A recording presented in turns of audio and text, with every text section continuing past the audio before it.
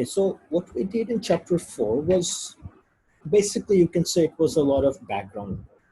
So we sort of learned what matrix is and how to work with matrices and manipulate them and so on. But in chapter 5, we finally use matrix for the purpose that we want to use matrices for, and that is to use matrices to solve systems of equation. So in today's lecture, we're going to learn the first method of using matrices to solve a system of equation, and that's called a matrix inversion method.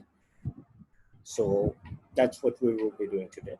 And in the next lecture, we're going to use something called a Cramer's rule, which is the second method of using matrices to solve a system of equation. So for today's lecture, before we can move on to inversion, we are going to have to learn something called a determinant. We have to learn how to calculate the determinant of a matrix.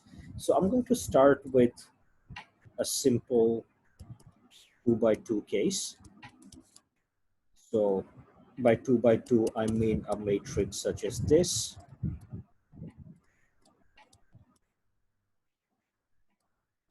Okay.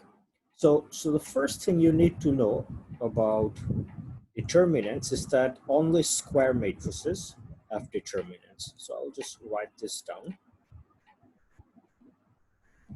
Only square matrices have determinants. So let's start with the 2 by 2 case, and then we will move on to a 3 by 3 case and a more, more general 4 by 4 or 5 by 5 case. We're not going to sort of try and solve, let's say, a 5 by 5 or a 6 by 6 matrix, because that's a lengthy process. But at least once we've looked at the 2 by 2 case or the 3 by 3 case, and maybe practiced a few 4 by 4 case, you guys will understand the process it would take to even calculate the determinant of a 10 by 10 or a 20 by 20 matrix. So in a 2 by 2 case, let me put down actual numbers. So suppose this is 7, 3, 2, 4. So suppose this is A. So determinant of A is, this is the sign for determinant of A, is equal to. Now what we are going to have to do is select any one row or any one column. So matrix A has what? 2 rows and 2 columns. It 2 columns. Okay. Out of this, we're going to select any row, any one row, or any one column, and that's entirely up to us. So suppose I pick the first row. Okay. So what I am going to do is, there are 2 elements in this first row, 7 and 3. The way to calculate determinant is to take the first, let me use a better ink. So I'm going to take the first element and multiply it with, here's what we are going to do. When I take the first element, I'm going to ignore everything else in that row and in that column, okay? And what I have left is, 4. After that, I'm going to take the second element in the matrix, which is 3. And once I do that, once again, I'm going to ignore everything else in that row and that column.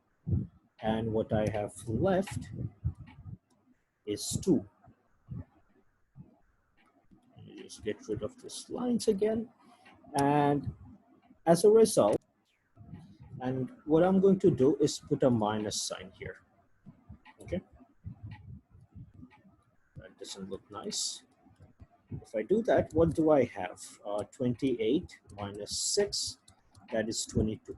And that's the determinant of A. Let's try another thing. So remember I told you we can use any row or any column.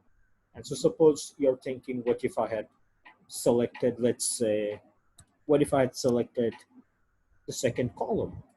Okay, we can do that as well. The way to solve that is, okay, so once again, we take the first element, which is 3, and we ignore everything else in that row and in that column, and we are going to be left with 2. Okay, so let me get rid of this. And what's the second element? It's 4. So 4, and if I take 4, I'm going to ignore everything in that row, in that column, and I have 7. So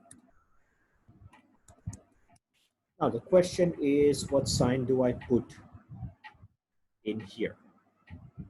And that answer depends on, okay, so here's the thing. For each of these elements, what we are going to do is we are going to add up its number of rows and number of columns, okay? And when we add it up, if the number is odd, we put a minus in front. If the number is even, we put a plus in front.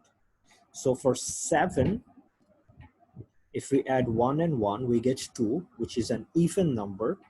So there is a plus sign. But for 3, this 3, if we add 1 and 2, there is a 3 in front, which is odd. So we put a minus in front. Okay, so let's come here. For 3, we've already seen that we have to put a minus here. What about 4? For that, we add 2 and 2. That gives us a 4, which is an even number. So we put a plus here.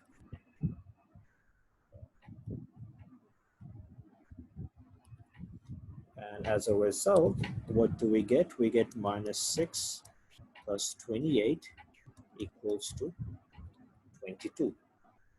So you see, so regardless of which row or which column we use, as long as we use the correct method, we're going to get the same value for a determinant. Now, what is a determinant? We're going to come to that later. Right now, let's just practice how to calculate it. And let's look at one more example. So suppose we have B, which is 6, 3, 4, 1. Okay. And so to calculate the determinant of B, we can select any one row or any one column. So suppose I select this. I select the second row. Once I've selected the second row, what do? I'm going to put down 4, which is the first element. And if I ignore everything in that row and that column, so ignore all of this, I'm left with 3. And then I'm going to put down the second element. And if I ignore everything in that row and that column, I'm left with 6. And now what signs do I put? This element is the 2, 1 element. The second row, first column, the 2, 1 element.